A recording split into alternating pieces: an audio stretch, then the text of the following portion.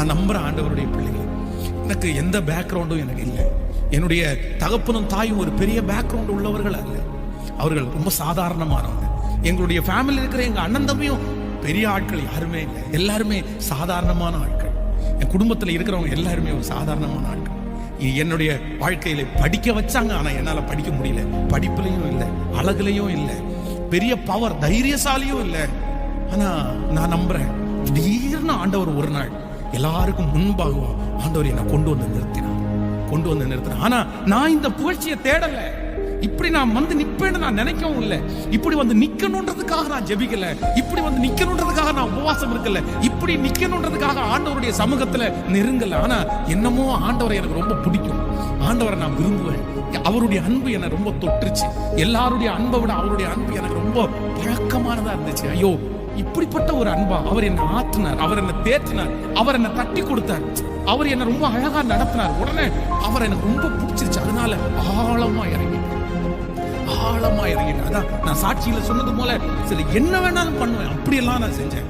மணலை வாரி போட்டு முழங்கால நிப்பேன். எதெல்லாம் பண்ண தோணுதோ அதெல்லாம் பண்ணுவேன். பண்ணும் போதெல்லாம் ஆண்டு கேட்பேன், இது எனக்கு கஷ்டமா தெரியல. ஏன் அப்படின்னா, நீங்க உங்களுக்கு செய்யணும். நீங்க செஞ்சுக்கீங்க, உங்களுக்காக இது கூட நான் செய்ய மாட்டேனா, உங்களுக்கு கூட இது கூட பண்ண மாட்டேனா. அப்படியெல்லாம் பண்ற தியாகத்தை வந்து துக்கமா செய்யல, கடினமா செய்யல, ரொம்ப ஹாப்பியா சந்தோஷமா கர்த்தருக்கு இதெல்லாம் செய்யறோம் அப்படின்னு செஞ்சேன். ஆனா ஆண்டவர் இன்று இந்த வயதிலேயே, சின்ன வயதிலேயே கர்த்தர் தூக்கி எடுத்து அவருடைய ஊழியத்திற்காக வேறு பிரித்து கொண்டு வந்து நிக்க வச்சு, இன்றைக்கு ஒரு சில இடங்கள்ல ஒரு சில மக்களுக்கு தெரிகிற அளவுக்கு ஆண்டவர் என்னை கொண்டு வந்து நிறுத்தி இருக்கிறாரு. உங்களுக்கு யாருக்காவது என்ன தெரியுமா? என் ஊர் என்ன தெரியுமா? எங்க அம்மா அப்பா யாருன்னு உங்களுக்கு தெரியுமா? என் படிப்பு என்னன்னு தெரியுமா? எங்கேயோ கடந்த என்ன, எப்படியோ போன என்ன உங்க முன்னாடி நிறுத்தி இருக்கிறது. நான் சொல்றேன், கர்த்தரால் புகழப்படுகிறவனே உத்தமன். அவர்தானே, அவர்தானே, அவர்தானே, அவர்தானே.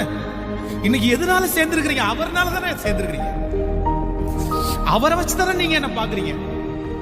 எஸ் எஸ் எஸ் தேவ பிள்ளையே, தேவ ஜனமே, பிரதர், தாய் தகப்பனே, ஆண்டவர் இன்னைக்கு தெளிவா பேசுறாரு.